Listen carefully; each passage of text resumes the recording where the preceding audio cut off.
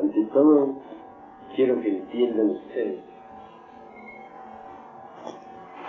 que así como hay una luna física que nos ilumina, existe también la luna psicológica. Esa luna psicológica la cargamos muy adentro. Es el yo, el mí, sí, el lado visible. Todo el mundo, con un poquito de observación, lo ve. Pero hay un lado invisible en nuestra luna psicológica que a simple vista no se ve.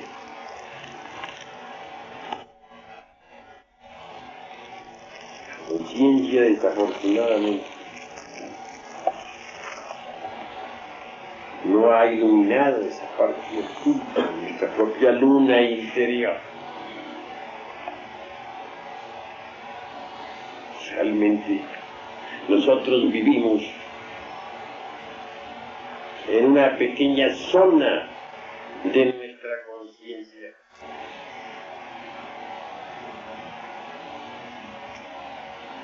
Nosotros nos hemos forjado un retrato de nosotros mismos, mas un retrato no es la totalidad.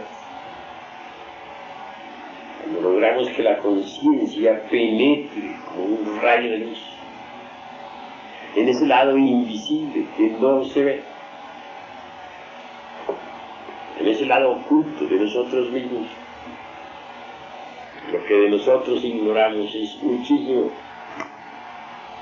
El lado oculto que desconocemos suele ser muy profundo,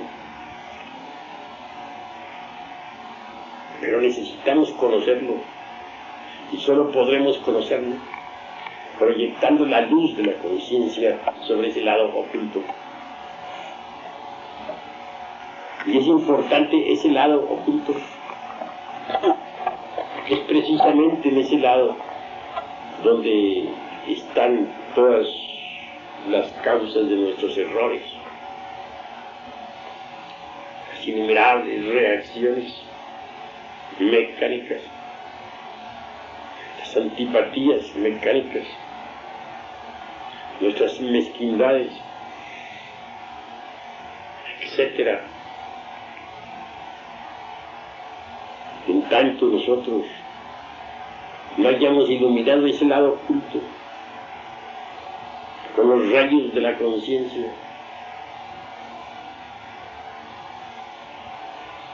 obviamente estaremos muy mal relacionados, no solamente consigo mismos, sino también con los demás.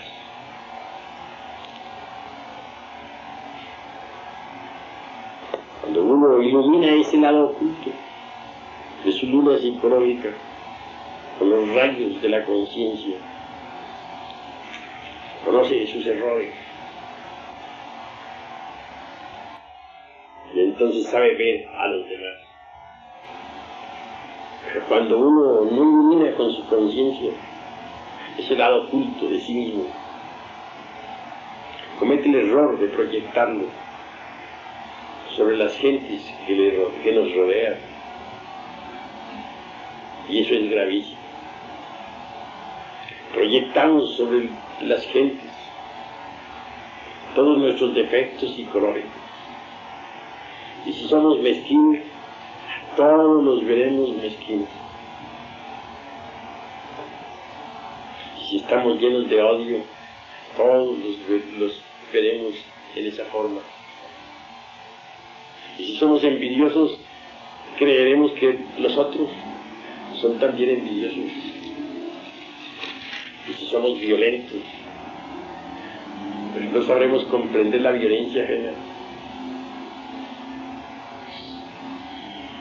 Creeremos que solo nosotros tenemos la razón y que los demás no la tienen.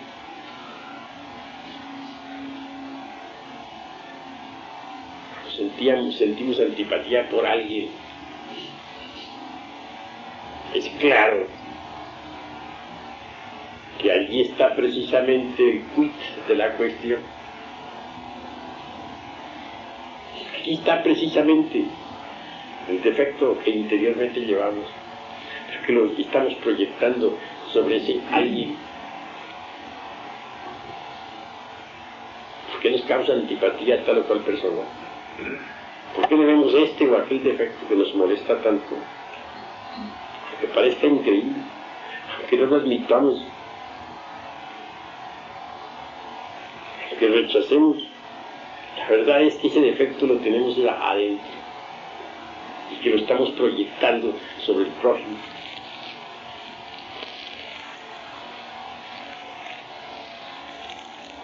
Cuando uno comprende, entonces se propone disolver el elemento que ha descubierto.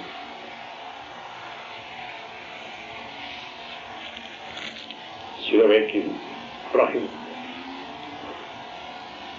tiene tal o cual defecto, seguro es que en el lado oculto que uno no ve, en el lado oculto de uno mismo, está el defecto en cuestión. Sí, pues, es lamentable que nosotros estemos tan mal relacionados con la gente.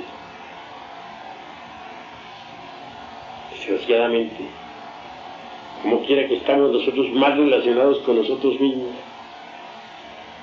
pues tenemos que estarlo con los demás.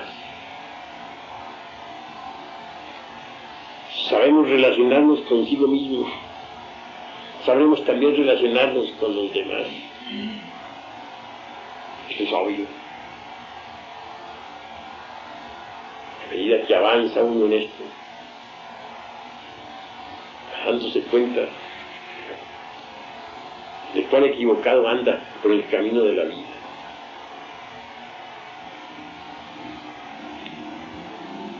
Protesta uno porque otros no son cuidadosos y uno sí lo es. Cree uno que los demás andan mal porque no son cuidadosos. Cree uno que sí es cuidadoso y se molesta contra alguien porque no lo es. Si uno observa en detalle, verá que ese que no es cuidadoso, ese defecto que ve uno en otro, lo tiene muy sobrado en sí, en el lado desconocido de sí, porque se crea uno muy cuidadoso. Puede suceder, es verdad, sucede, que no es tan cuidadoso como cree, que hay desorden dentro de sí mismo, que ignora y no acepta, y no cree ni entiende.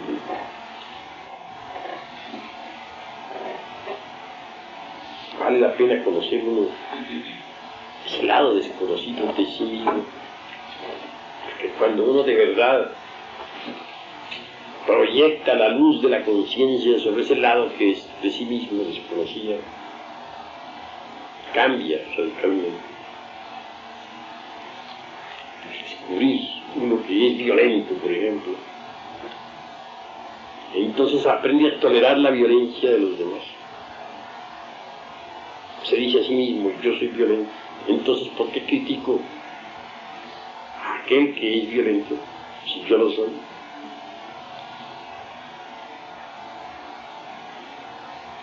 Cuando uno comprende realmente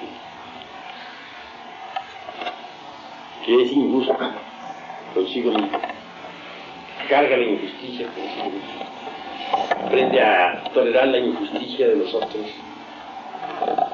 Se nos ha dicho en la gnosis que debemos aprender a recibir con agrado las manifestaciones desagradables de nuestros semejantes. No podría uno llegar de verdad a recibir con agrado las manifestaciones desagradables de nuestros semejantes si no acepta sus propias manifestaciones desagradables, si no las conoce. Para conocerlas debe lanzar un rayo de luz sobre ese lado oscuro de sí mismo. Obviamente en ese lado que no ve están en verdad las manifestaciones desagradables que interiormente carga y que proyecta sobre los demás.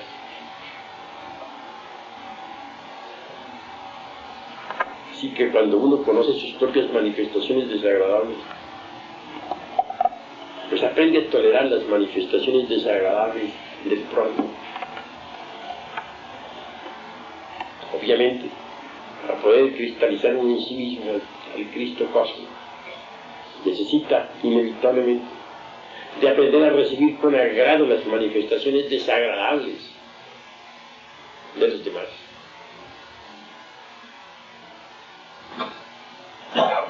Y así poco a poco va cristalizando en sí mismo al Señor de perfección. Así pues que hay que entender que el Señor de perfección solamente cristaliza en nosotros a través del santo negar. Hay tres fuerzas en nosotros muy importantes. La primera es el santo afirmar. La segunda, el santo negar. La tercera, el santo conciliar. Para cristalizar, por ejemplo, el santo conciliar, la tercera fuerza, la del Espíritu Santo, la fuerza neutra, necesita transmutar la energía creadora. Y al fin esa fuerza maravillosa viene a cristalizar en los cuerpos existenciales superiores del ser. Para cristalizar en sí mismo la segunda fuerza, la del Señor de perfección, la del bendito, la de nuestro Señor y Cristo. Necesita inevitablemente aprender a recibir con agrado las manifestaciones desagradables de nuestro semejante. Y para cristalizar en sí mismo la primera fuerza, la del paso, santo afirmar, necesita saber obedecer al paso hacia los cielos como en la tierra. Sagrado sol absoluto, del cual dimana toda vida, quiere cristalizar en cada uno de nosotros esas tres fuerzas primarias de la naturaleza y del cosmos. Santo afirmar, santo negar, santo conciliar.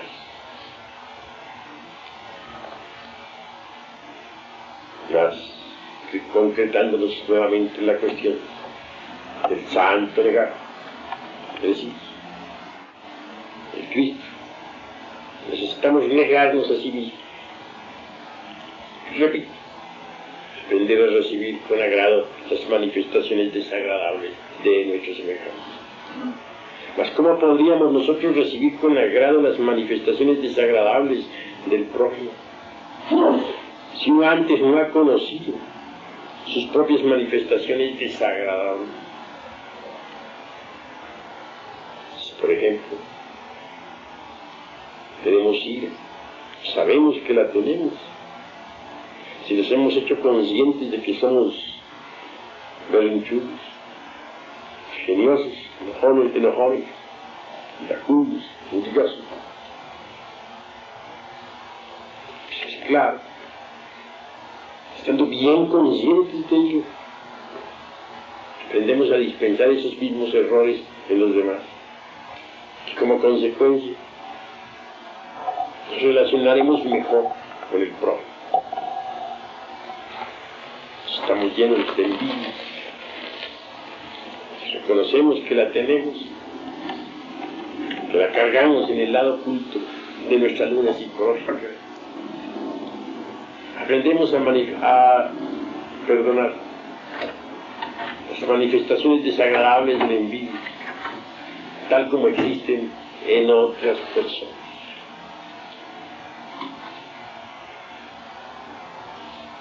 Estamos llenos de orgullo, necio.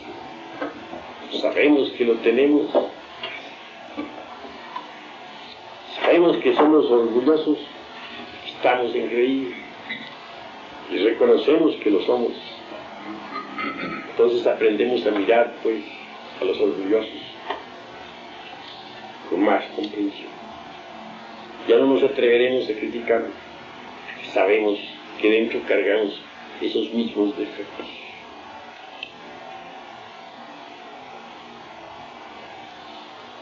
Si un hombre se siente honrado, se siente incapaz de mentir,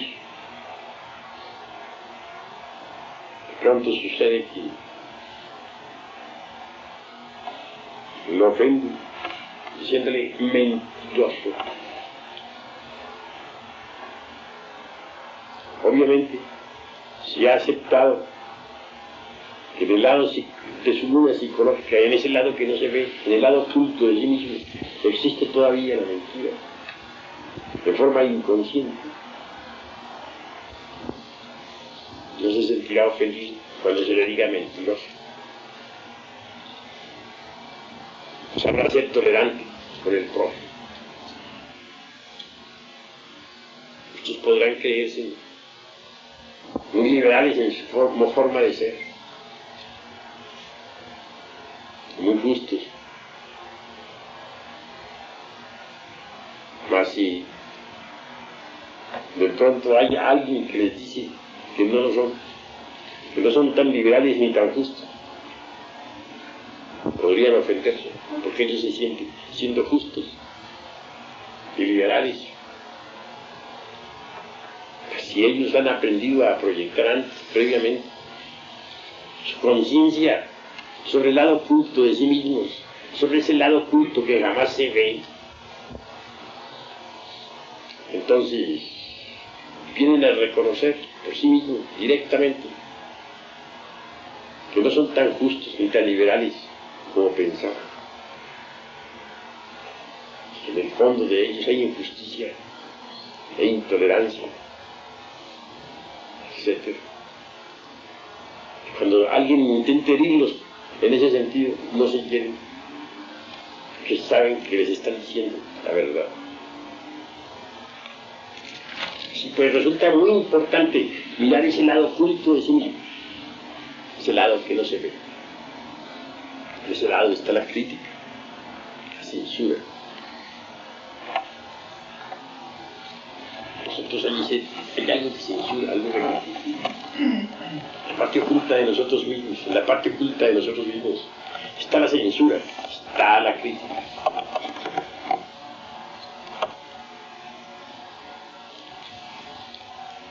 ¿Por qué censuramos a los demás? ¿Por qué los criticamos? ¿Qué estamos criticando a los demás? Tal o cual defecto. Seamos sinceros. Mirémonos hacia adentro. Autoexplorémonos. Iluminemos esa parte oculta de nuestra propia psiquis. Esa parte que no se ve.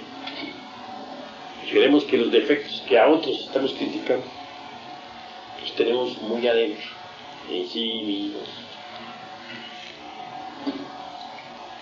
Entonces, cuando eso sea, dejaremos de criticar. La censura, la crítica, se debe precisamente a la falta de comprensión. ¿Qué censuramos en otros? ¿Qué criticamos a otros? Bueno, nuestros propios defectos. Eso es lo que estamos criticando. ¿Cómo los proyectamos? Triste saber que nosotros proyectamos nuestros defectos psicológicos sobre los demás. Triste saber que los vemos tal como somos nosotros. Que vemos al prójimo como somos nosotros. Esto es algo que hay que entenderlo. Todos tenemos una tendencia a creernos perfectos. Nunca se nos ha ocurrido mirar esa parte de la luna, de nuestra luna psicológica, esa parte que no se ve. Jamás. Ha llegado la hora, pues, de autoexplorarnos seriamente para conocernos de verdad.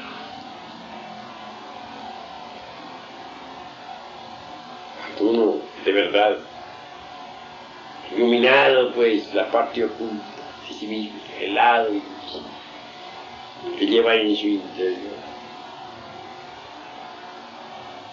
descubre con horror factores psicológicos que en modo alguno aceptaría tener, factores que rechazaría de inmediato, factores que cree no tener. Un hombre honrado, por ejemplo, se le diga ladrón, es una ofensa. ¿Por qué se ofendería a un hombre honrado si se le dice ladrón? El ego inmediatamente tiene la tendencia a decir, porque se le ha calificado mal. Aún más, el ofendido podría apelar a la violencia para tratar de justificarse. El hecho mismo de que un hombre honrado se ofenda cuando se le dice ladrón demuestra que no es honrado. Ahí está el quid de la cuestión. Si de verdad fuera honrado no se ofendería porque le digan ladrón. Se ofende, no es honrado. Si ese hombre, por ejemplo, iluminara con su propia luz de la conciencia, iluminara pues esa parte de sí mismo que no se ve, esa parte oculta de su luna psicológica, con horror descubriría lo que no quiso aceptar, descubriría yoes del robo, ladrones. ¡Qué horror!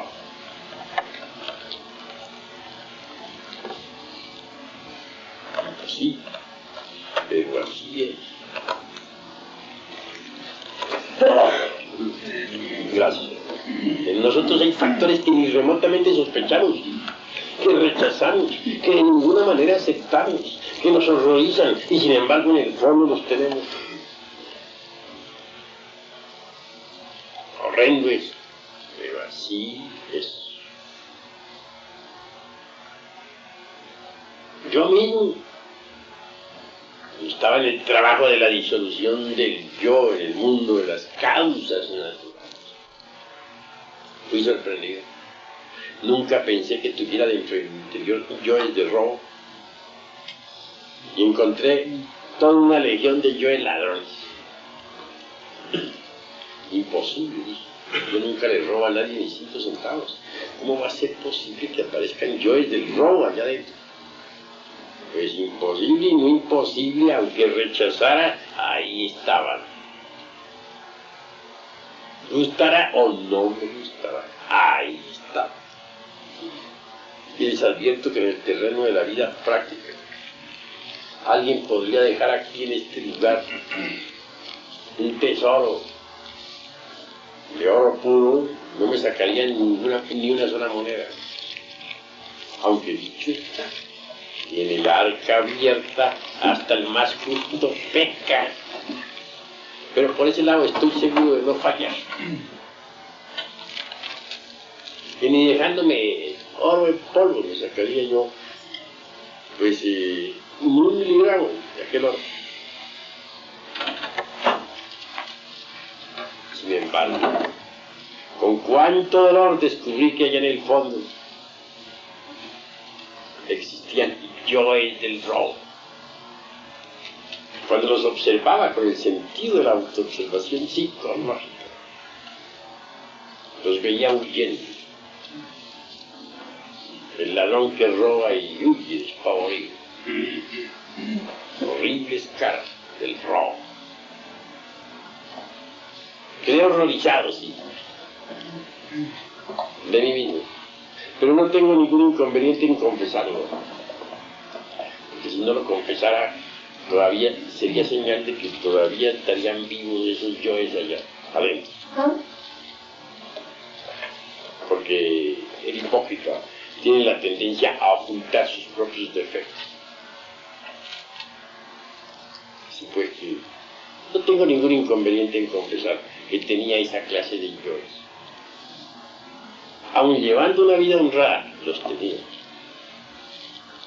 Aun pagando las deudas ajenas, los tenía. ¿Qué me tocó? Desintegrarlos, reducirlos a polvareda cosa. Y eso me causó horror. Así, hermanos, dentro de uno, en su interior, en ese lado oculto que no ve de sí mismo, lleva monstruosidades inenarrables, indescriptibles. Cuando alguien se lava las manos diciendo, no, yo soy un hombre bueno, yo a nadie le robo jamás 5 centavos, he hecho muchas obras de caridad, soy un buen esposo, buen padre de familia, buen hijo, no mato, no robo, no le quito la mujer al prójimo, entonces yo soy un santo. Esos que hablan así son candidatos seguros para el abismo y la muerte segura. Son casos perdidos. Ninguno de nosotros se crea santo, porque en el lado oculto de sí mismo, en ese lado que no ve, carga monstruosidades inenarrables, horripilantes, que ni remotamente sospecha. Desgraciadamente la gente, como les he dicho a ustedes, no vive sino en una pequeña parte de sí misma. No ve la totalidad del cuadro, solamente ve un rincón del mismo. Se ha forjado cada cual sobre sí mismo un retrato. El retrato del hombre honorable. El retrato de la dama virtuosa. Aunque no lo sea, pero ella se cree virtuosa. El retrato del caballero caritativo, etc. De acuerdo con ese retrato, condiciona su existencia. Desde allí acciona y reacciona incesantemente. Allí están todas sus mezquindades, críticas y censuras, pero él se cree perfecto. Bien vale la pena reflexionar en todas estas cosas. En ese lado oculto de sí mismo, tener el valor de verlo. Todo el mundo lo sospecha, pero nadie se atreve a ver de verdad, cara a cara, ese lado oculto de sí mismo, donde están precisamente los factores que producen discordia en el mundo. Está la censura y la crítica. Está la violencia, está la envidia, etc. La envidia, por ejemplo, se ha convertido, dijéramos, en la mecánica de esta civilización, en el factor básico de la acción. Cuán lamentable es eso. Si alguien tiene un carrito y de pronto ve que otro pasó con un carro más hermoso, un flameante automóvil, dice, hombre, yo tengo ganas de mejorar un poco, voy a ver cómo me construyo un carrito mejor. Pues no se le ocurre saber por qué se le ocurrió, por qué anhela un carrito mejor. Sí, muchas veces puede suceder que el carrito que esté usando le está sirviendo, pero ¿por qué anhela otro mejor? Sencillamente por envidia. Y esa envidia está ya en el lado oculto que no se ve, en el lado oculto de nuestra propia luna psicológica. Allí está.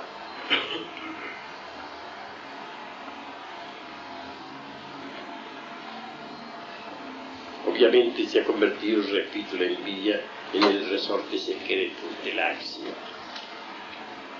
Y eso es realmente lamentable.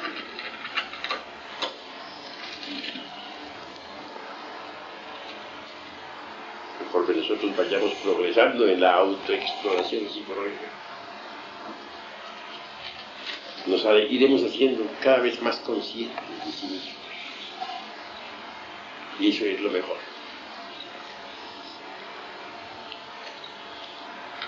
Ha llegado la hora de entender los errores que nosotros vemos, los cargamos adentro de nosotros. Ha llegado la hora de entender que en tanto nosotros no conozcamos ese lado oculto de sí mismos, estaremos mal relacionados con el prójimo. Es necesario aprender a relacionarnos mejor consigo mismo para podernos relacionar mejor con los demás. ¿Cómo podríamos relacionarnos bien con el prójimo cuando ni siquiera nos hemos relacionado bien consigo mismo?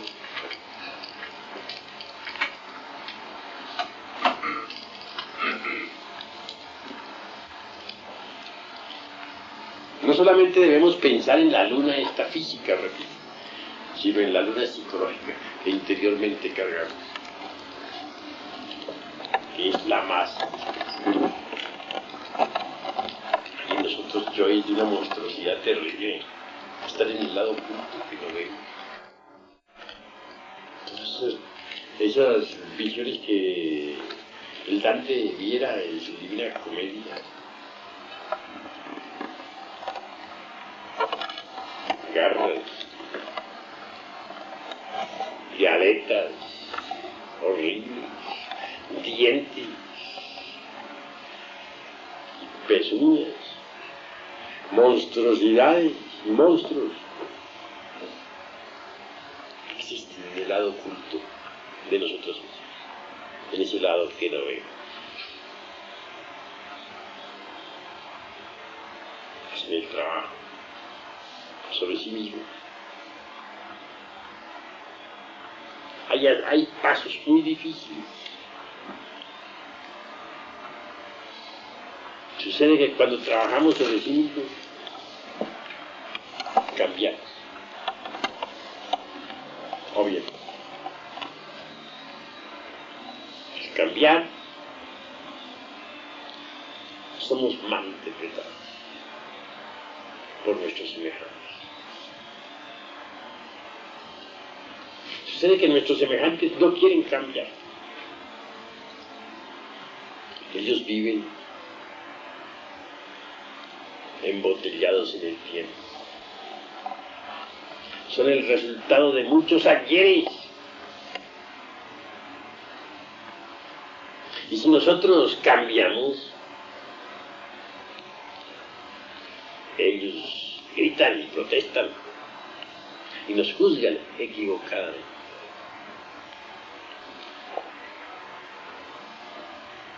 Todo esto debe saberlo el estudiante nuestro. En el mundo se han escrito muchos códigos de moral. ¿Qué cosa es la moral? ¿Servirá acaso para la disolución del yo? ¿Podrá iluminarnos ese lado oscuro de sí mismos? Ese lado que no se ve. ¿Podrá conducirnos a la santificación o qué? Nada de eso. La moral es hija de las costumbres.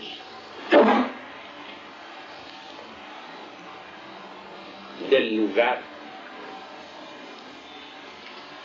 y de la época. Porque en un lugar es moral, en otro lugar es inmoral.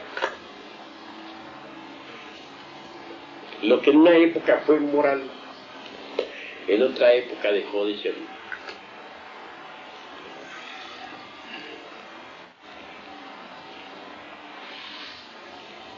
Así pues que, ¿en qué quedamos? ¿En qué queda la moral? La China antigua, matar a su padre era justo, cuando ya él estaba demasiado anciano e incapaz para bastarse a sí mismo. Aquí, ¿qué diríamos nosotros de un hombre que mata a su padre? Parricida, ¿verdad?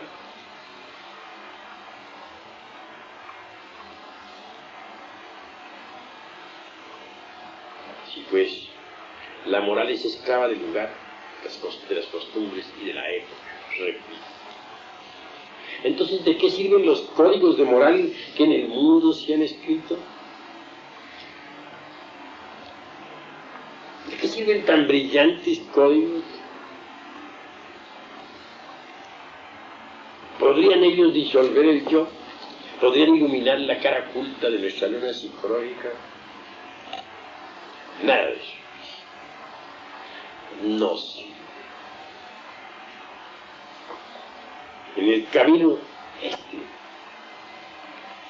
de la disolución del yo,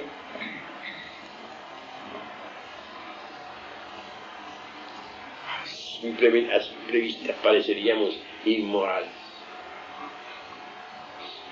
¿Qué clase de moral necesitamos entonces seguir? ¿Cuál? Si no sirven los códigos, ¿entonces qué? Un tipo de ética. Ustedes no lo conocen. Algunos lo conocen en los Himalayas. Me refiero a ese tipo de conducta recta de la naturaleza. Esa ética que los tibetanos un día condensaron en los paramitas. Lástima que los paramitas no estuvieran traducidos, pues, al lenguaje occidental. Los he buscado, no los he hallado. Es el tipo de ética real. Pero, ¿quién la entiende? Tal vez ustedes la entiendan, tal vez no. Ustedes cambian, pues la gente se vuelve en contra de ustedes. Si alguien de ustedes cambia, puede ser que todos los hermanos que aquí están estén calificando entonces mal. Estén señalando como inmoral, malvado. Vea lo que ha hecho, lo que está haciendo. Es decir, surge la censura. Y es que las gentes quieren que el iniciado permanezca embotellado en el pasado. De ninguna manera quieren que el iniciado surja a lo nuevo, que cambie. Cuando el iniciado cambia, es mal interpretado, juzgado equivocadamente. Es que el ego es bien. Y el ego no, ajeno no puede tolerar que alguien se salga del tiempo. No lo perdona, de ninguna manera.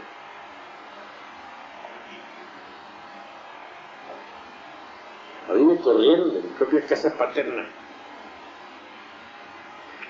porque resolví cambiar. Me tenían demasiado atormentado con su mochismo.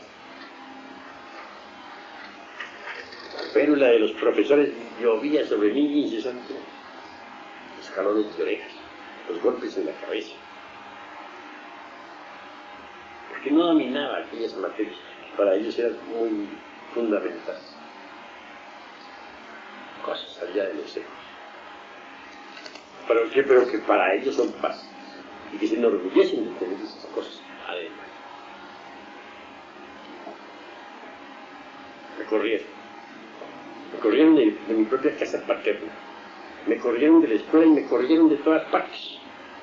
Conclusión, yo era una calamidad. Sencillamente porque estaba cambiando, porque no quería seguir metido en el tiempo. Entonces se me endilgaban toda clase de barbaridades. Se me condenaba como hereje, malvado. Hasta se me perseguía para darme muerte. El enemigo número 1 de la religión ortodoxa. Conclusión, me coloqué, como dicen el dicho por ahí, fuera de onda. No podían perdonarme que me saliera, pues, del jacal. Y no me lo perdonaron. Aquí mismo estamos todos reunidos. Si uno de ustedes cambia, puede estar seguro que todos los demás le criticarán. Y estamos aquí en pleno lunes. Queremos que los demás, queremos que hasta el mismo maestro, caminen de acuerdo con ciertas normas preestablecidas en el tiempo. Yo les aseguro que ustedes no mirarían con agrado que yo me les saliera de sus normas. Ustedes tienen sus normas, y si yo me salgo de esas normas, entonces ¿qué? Ya no mirarían con agrado eso. Posiblemente dirían que está haciendo. Pero esto que está haciendo, ¿y es un maestro? Es imposible, eso no es un maestro. ¿Por qué? Porque me les salí del jacal. Porque no quise seguir metido en mis normas. Porque no quise continuar embotellado en el tiempo. Porque no quise seguir encerrado en sus códigos de moral. Porque aunque parezca increíble, cada uno de ustedes sigue determinados códigos de moral. Algunos de ustedes seguirán los 10 mandamientos. Ya están estipulados y de ahí no se salen ni a cañonar. Otros de ustedes siguen normas más o menos preestablecidas por sus familiares en el tiempo. Algunos de ustedes siguen determinadas reglas de conducta que aprendieron pues en distintas escuelas de tipo pseudo-esotérico o pseudo-budista, o que oyeron de sus preceptores religiosos.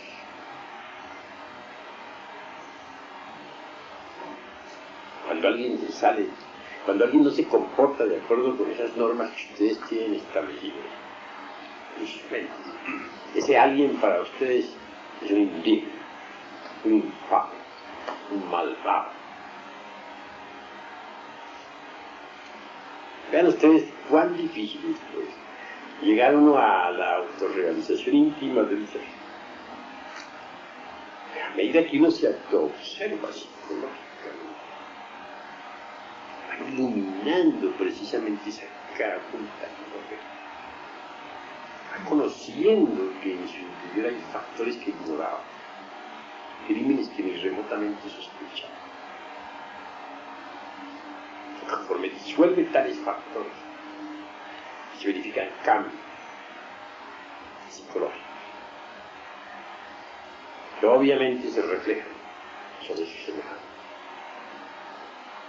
Esos cambios son mal interpretados por el prójimo. De ninguna manera el prójimo puede aceptar que alguien no se comporte de acuerdo con las normas establecidas, de acuerdo con los códigos ya escritos, de acuerdo con los principios sustentados. Y resulta que en el trabajo muchas veces tenemos que volvernos inmorales. Cuando hablo de inmorales hay que saber entender esto, ponerlo entre comillas y subrayarlo. Me estoy refiriendo, no estoy citando esta palabra en la forma en que ustedes la están entendiendo, en la forma negativa. Quiero únicamente aclarar. Cito esta palabra en el sentido edificante o dignificante, en el sentido positivo, constructivo, en el sentido de que hay necesidad de evitar los códigos caducos de ciertas de cierta moralidad sin basamentos sólidos.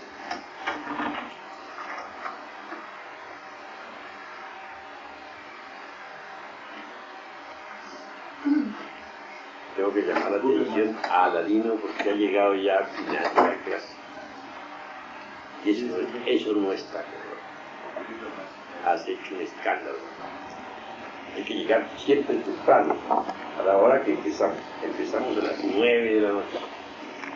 A esa hora. Bueno, mis queridos hermanos, llegamos pues a la conclusión de que la vía suele ser difícil.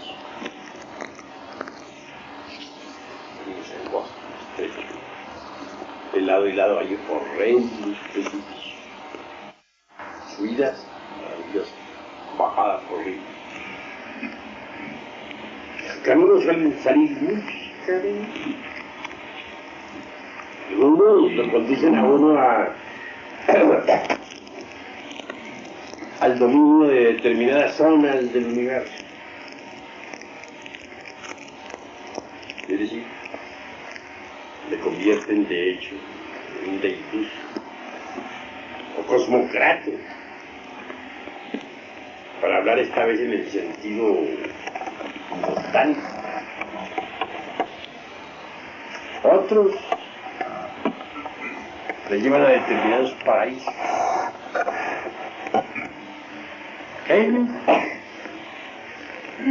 Le traen de regreso a los sufrimientos de la tierra. Otros al abismo y a la muerte según. Hay sendas que escapan del camino central con apariencias maravillosas de santidad, pero que conducen al abismo y a la muerte. Es difícil no perder. Lo normal es que se pierda. Muchas veces por atenerse a un código de moral establecido se pierde y cae en el abismo de la perdición.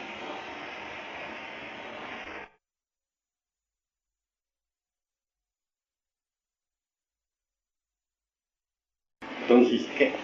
¿Cómo hacer? Autoobservarse psicológicamente de forma incesante. Y antes de censurar a otro, censurarse a sí mismo. Y antes de ser violento con otro, autoexplorarse para conocer su propia violencia. Su violencia íntima, que la carga, aunque lo rechaza, aunque piense que no la carga.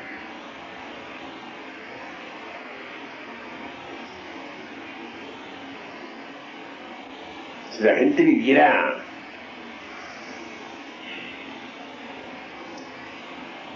en una forma más consciente, todo sería diferente. Desgraciadamente, nosotros, como el ser irrepetido y tanto esta noche, nos hemos forjado muchos retratos sobre sí mismos, porque solamente vivimos en una pequeña parte de sí mismos. Cuando proyectamos nuestra conciencia sobre esa parte que no se ve, los retratos aquellos dejan de ser alimentados y se vuelven polvareda cósmica.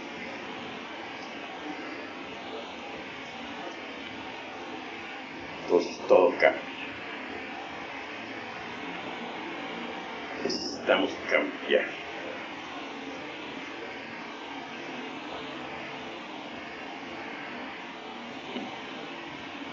Qué pequeños y deformes retratos nos hemos forjado de sí mismos. Qué mezquino. Y cuán lejos están esos retratos de lo que realmente son. Desgraciadamente. Estaba pensando aquí en voz alta. Y ustedes están formando parte de mis propias reflexiones.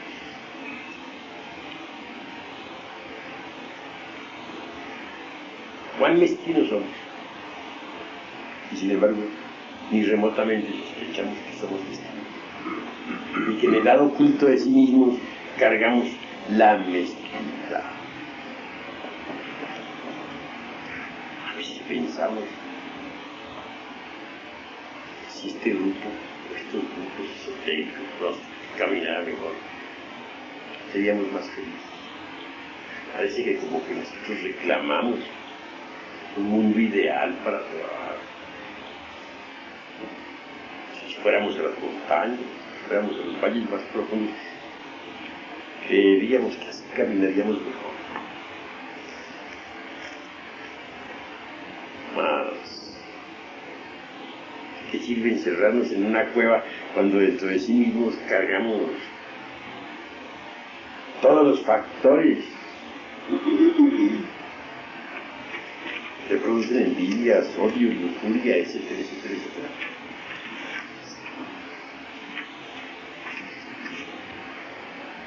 Aquí presentes no son unas mansas ovejas, no somos, decía tío Luna, porque perfecto solamente ahí está el Padre.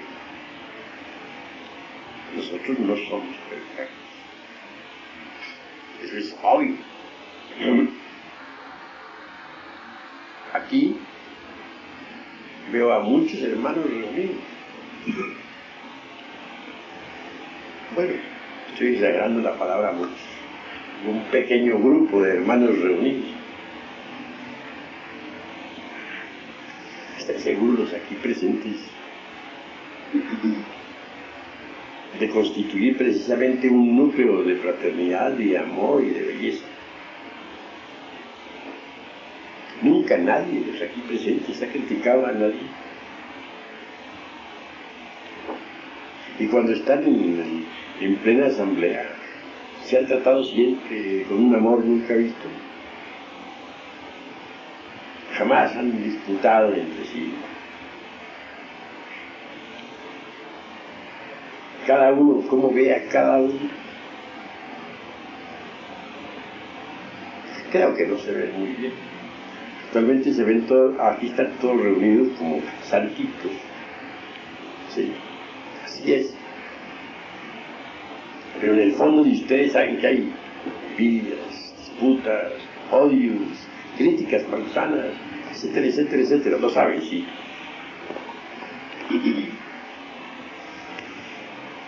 Sin embargo, cada cual ve el error en los demás, pero no lo ve en sí mismo. A nadie se le ocurre que el error que está viendo en otros lo carga dentro de sí mismo. Eso no se le ocurre. Son pocos los hermanos que saben reflexionar en estas cosas. Son pocos los que saben.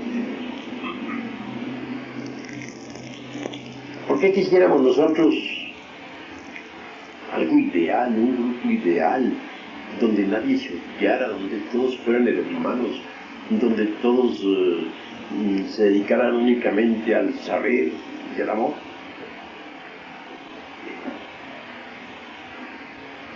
¿Por qué? ¿Hay razón para desear eso? En verdad que no la hay.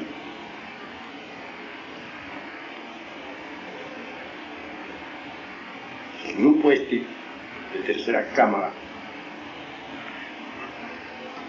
viene a simbolizar o a representar precisamente a la vida, a la vida que está fuera de esta cámara. Ustedes saben que la vida, el tren de vida, la humanidad en su conjunto, está llena de terribles defectos. Ustedes saben que esa multitud amorfa que abunda por ahí está llena de ira, de codicia, de lujuria, de envidia, de orgullo, de pereza, de gula, etcétera, etcétera, etcétera. No es ideal, ¿verdad? No lo es. Entonces este pequeño grupo, ¿por qué queremos que sea ideal? Este pequeño grupo representa a esa humanidad, a ese montón, a esos millones de personas que hay en el mundo. Aquí está este pequeño grupo con esos mismos errores que tienen las multitudes. Entonces en este pequeño grupo hay una escuela maravillosa, hay un gimnasio formidable, así con sus defectos, así como están. Este es un gimnasio psicológico magnífico. El hermano tal dijo algo del hermano tal. Bueno, el que dijo, en lugar de decirlo, debe investigarse a sí mismo, mirar esa parte oculta de sí mismo, esa parte que no se ve, a ver por qué lo dijo, por qué censuró al prójimo. Que la hermanita tal dijo algo de la otra hermanita sultana. Bueno, en lugar de estar criticando a esa hermanita, a la otra hermanita, autoexplórese para ver esa parte de la luna que no se ve. Y a buen seguro que el error que está viendo en la otra hermanita lo carga en la parte oculta de sí misma, en la parte que no se ve. Si nosotros sabemos aprovechar y precisamente los propios defectos psicológicos de nuestros hermanos, si en vez de estarlos criticando, los aprovechamos para el autodescubrimiento de sí, pues tendremos entonces que este pequeño grupo es una escuela maravillosa, extraordinaria. Aquí está representada toda la humanidad. En este pequeño grupo hay un gimnasio precioso, necesario para el autodescubrimiento. Hay que aprovecharlo. Si este pequeño grupo fuera de perfecto, entonces no habría necesidad de que existiera este grupo. ¿Para qué?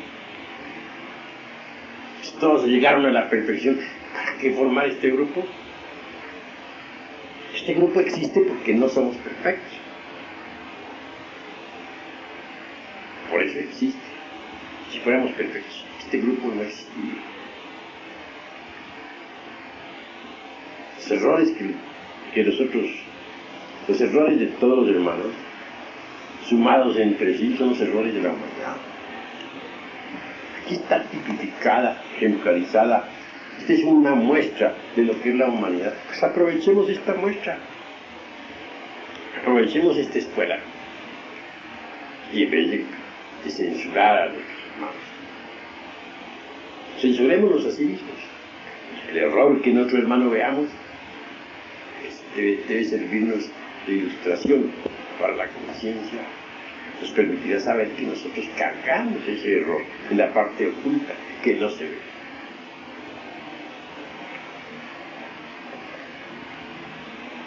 Vean ustedes cuándo utilicé una escuela esotérica, una escuela de regeneración. Esta es una escuela de regeneración. No somos tontos. Cuando dejamos la escuela, cuando nos vamos de pinta, buscando una humanidad ideal, ¿dónde la van a encontrar? ¿Qué parte del control?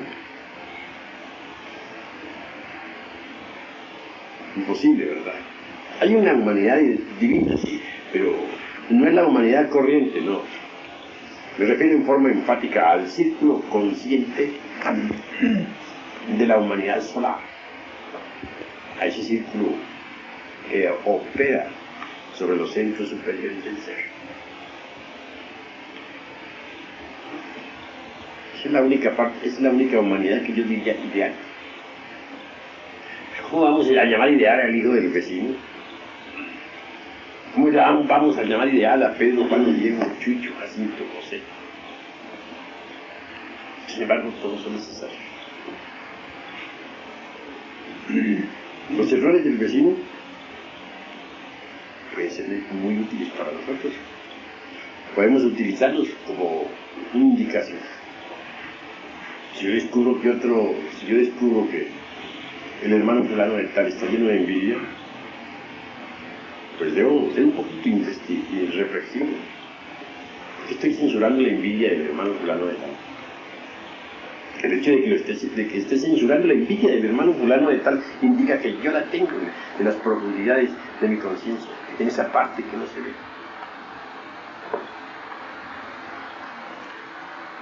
Ahora bien, hay que saber quién es el que censura. ¿Quién es el censurador? ¿Cuál es el yo de la crítica? Vale la pena que le hagamos la voz, que lo reduzcamos a polvareda cosa. Hasta aquí esta plática, mis queridos hermanos. Ahora, si ustedes quieren preguntar, pueden hacerlo con la más entera libertad. Habla, Moisés. Maestro, respecto a los personajes gorgónicos, entonces queda clara. ¿Cómo? Explícame. Los personajes, a las gorgonas. Las gorgonas. ¿Qué quieres saber de las gorgonas? ¿No habló acaso sobre ellas Eneida, Virgilio, el poeta de Mantua, en la Eneida? ¿No habló acaso sobre las gorgonas el Dante Alighieri en la Divina Comedia. ¿Qué quieres saber tú sobre las gorgonas? Pues es lo que dije, ¿Cómo? es lo que sentí, tenía Las gorgonas, con sus venenos gorgoicos.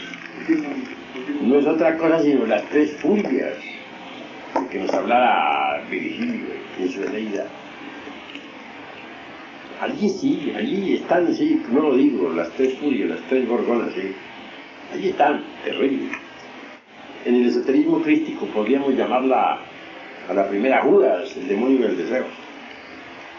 A la segunda podríamos llamarla Pilatos, el demonio de la mente.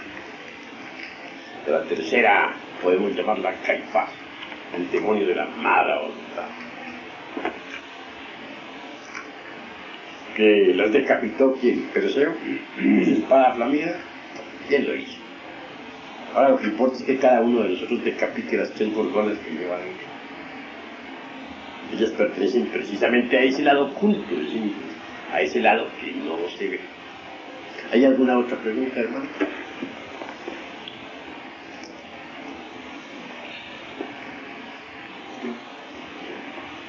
Usted mencionaba eso del código moral. Me ocurre que puede existir el peligro de que convirtamos la gnosis, las enseñanzas gnósticas, en un código moral. Vivamos de acuerdo a la verdad de la enseñanza y no comprendamos la enseñanza, no vivamos de acuerdo al bien de la enseñanza. Puede existir ese peligro también, ¿no es cierto? Así es. Veo que hay una marcadísima tendencia en todos los hermanos del movimiento gnóstico a escribir códigos morales. Todos tienen la tendencia a que esos códigos sean respetados, que todos quieren establecer códigos morales en el movimiento, a fin de que la totalidad de los hermanos se ajuste a esos códigos. A la larga, tales códigos resultan absurdos, rancios, torpes, se convierten, dijéramos, en botellas dentro de las cuales queda la mente embotellada. Entonces viene el fracaso del trabajo, de la iluminación del ego. Sucede que en este trabajo hay que hacer cosas que parecerían inmorales. Tiene uno que salirse a veces de ciertas normas a las cuales todos están sujetos.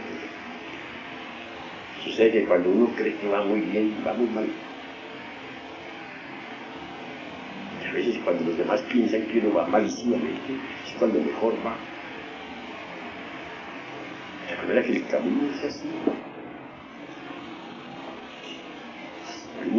Hay mucha virtud en los malvados y hay mucha maldad en los virtuosos. Hay peligros tremendos. Cualquiera puede meterse por un callejón que cree que es el correcto. Y ese le aparta del real camino y lo lleva al fracaso.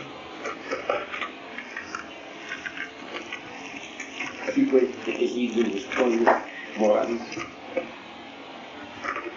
¿De qué sirve la moral convencional de las gentes?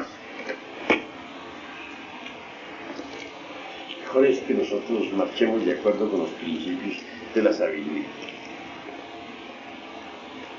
que debemos encontrar dentro de nosotros mismos, aquí y ahora.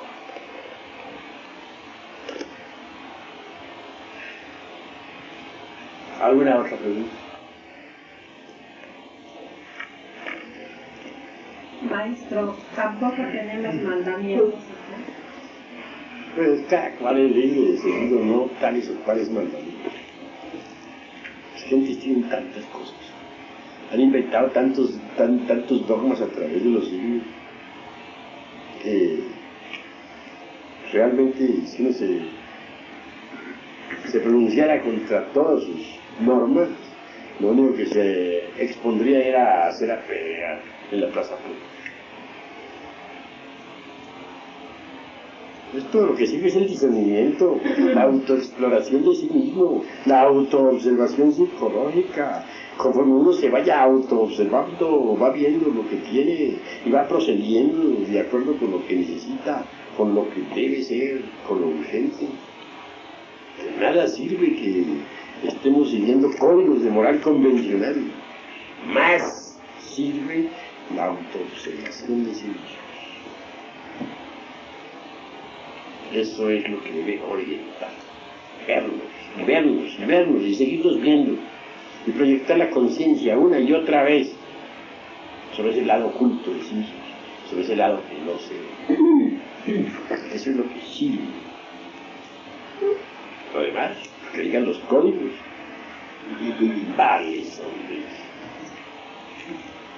A ver, a la maestro, nosotros que somos instructores tenemos que apoyar la sabiduría gnóstica, por ejemplo, a veces, en el caso de la Biblia, en el sexto mandamiento sabemos bien no fornicar, no adulterar, y todo lo conocen como la ley de Moisés. Entonces, digamos, si no nos apoyáramos ahí, como usted se ha apoyado en muchas obras, en realidad, nosotros estamos de acuerdo que los códigos acá pactamos, pero lo es un mandamiento, por ejemplo, en apoyo a nuestros principios. Nada sirven todos esos dogmas. Lo único que le sirve a uno en la vida es autoobservarse psicológica. Bien sabemos nosotros que debe transmutar su energía creadora, no porque se le diga no fornicar, sino sencillamente por observación psicológica. Uno comprende que si transmuta su energía creadora, consigue desarrollar los fuegos espinales, consigue crear los cuerpos existenciales superiores del ser, consigue transformarse y convertirse en un lobo. Es cuestión de reconocimiento maduro, directo. Es cuestión de observación propia, etc. Sobre el adulterio, es repugnante. ¿Quién lo ha dicho? ¿Quién no lo ha dicho? Es decir, es realmente el adulterio es horrible. ¿Pero qué es lo que se debe entender por adulterio? Solamente existe el adulterio sexual. Hay otra clase de adulterios. Hay gentes que no adulteran sexualmente, pero sí adulteran doctrinas. Hay gente que adultera la leche y le echa agua para dañar los estómagos de los niños. Hay gente que adultera los frutos de la tierra. Todos esos que hacen injertos vegetales son adúlteros. Están adulterando los frutos de la tierra, etc. Cosas en el camino ese de la ética que sorprende. No todos los casos que se han visto de hombres que se van con otras mujeres o de mujeres que se van con otros hombres es adulterio. Hay casos de ley, hay casos del karma que la gente no sabe. Que la gente no sabe ni lo que es bueno ni lo que es malo. No entienden esas cosas. ¿Qué va a saber el dormido? ¿Qué puede saber el dormido sobre lo que es bueno y lo que es malo? Quiero decir que es recomendable que un esposo traicione a la esposa, porque eso es absurdo, es adulterio. Ni quiero decir que no es recomendable que una esposa traicione al esposo, porque ese es un crimen, eso es adulterio. Pero no todos los casos son adulterio. Hay casos kármicos para el uno o para el otro. Pues existe también la con esto que digo, podría suceder que las gentes inmaduras dijesen, bueno, yo dejo a mi esposa y me voy con aquella porque es recto, ¿no? Es cuestión del karma. Siempre existe la tendencia, pues, a agarrar la sabiduría y acomodarse a su modo. Cada cual quiere acomodarse en la doctrina a su modo, para justificar sus delitos. Son pocos los que saben ser imparciales. Las gentes son parciales por naturaleza, por instinto. De la parcialidad no necesitan, lo único que resulta es el error. De la parcialidad resulta, dijéramos, la falta de consideración para con el prójimo. Cuando uno es parcial, no sabe, dijéramos, relacionarse con los demás. Ven otros, critican los errores de otros, pero no se le ocurre pensar que esos errores los cargan en la parte aquella de sí mismo, esa parte que no se ve. que ser un poquito más maduros, salirnos de tantos códigos, de tantas morales, volvernos revolucionarios, echar por el camino de la rebeldía psicológica. La mejor ética es la de aprenderse a ver a sí mismo. Cuando uno se ve a sí mismo, sabe qué le falta y qué le sobra. Hacer un inventario correcto. Pero cuando uno no se autoobserva, sino que se deja guiar por los códigos rancios de moral torpe, no sabe ni qué le falta, ni sabe qué le sobra. Cree tener lo que no tiene, y lo que no cree tener, eso tiene. Pero la autoobservación psicológica es maravillosa porque le permite a uno saber qué le falta y qué le sobra. Necesitamos iluminar más el fondo desconocido de sí mismos. Porque como les dije, hasta ahora vivimos en una pequeña fracción de sí mismos, en una pequeña parte de sí mismos, en un retrato de sí mismos. No hemos aprendido, pues, a vernos verdaderamente tal cual somos. Necesitamos aprender a vernos mejor, ¿no? A observarnos.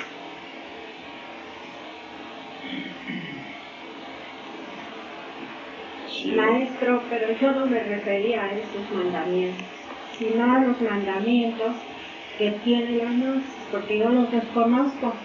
Es decir, como los mandamientos que tiene, según eso, según el Catecismo Católico, la Santa Madre Iglesia, que es el primero, oír misa entera los domingos y fiesta de guardar. El segundo, comulgar cuando lo manda la Santa Madre Iglesia. El tercero, ayunar cuando lo manda también la Santa Madre Iglesia. El cuarto, comulgar por Pascua Florida. Y el quinto, pagar diezmos y primicias a la Santa Madre Iglesia. Yo pensaba que aquí también había algunos mandamientos por el estilo, los cuales yo desconozco o no los hay. Pues A eso me refería yo. pueden existir algunos mandamientos en la gnosis. Pues podría también suceder que esos mandamientos, si no son debidamente comprendidos, se convertirán en normas frías y fijas, dentro de las cuales quedará embotellada la mente. Y entonces vendría el estancamiento. Hay que salir de otra clase de mandamientos y aprender a vernos a sí mismos, tal cual. Solo por ese camino podemos marchar de verdad hacia la liberación final. Se necesita tener un buen juicio, un buen sentido de discernimiento y no olvidar jamás la autoobservación psicológica. Aprender siempre a autoobservarnos. Eso es lo mejor. ¿Alguna otra pregunta, hermano?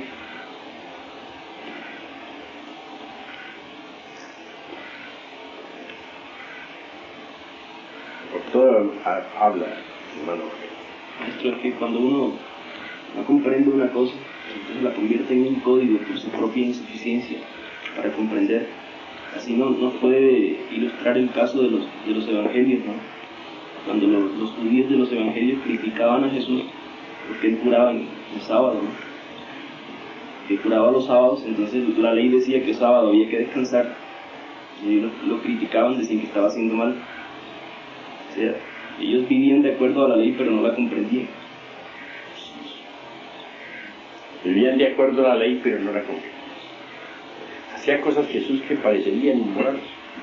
Curar en día sábado, cuando en día sábado estaba prohibido. No le interesaban los códigos. Al gran maestro le interesaba curar al enfermo. Sábado, o el lunes, o el día que fuera, pero curar. Porque absurdo e injusto es. Pudiendo curarse a un enfermo, no se le cura. Eso hubiera sido más injusto. Desgraciadamente las gentes no saben ver el camino como se debe ver. Las gentes quieren iniciado más de acuerdo con las normas establecidas. Si alguien viola las normas, es que alguien es mal planificado. Así son las gentes. Por tal motivo las gentes permanecen petrificadas en el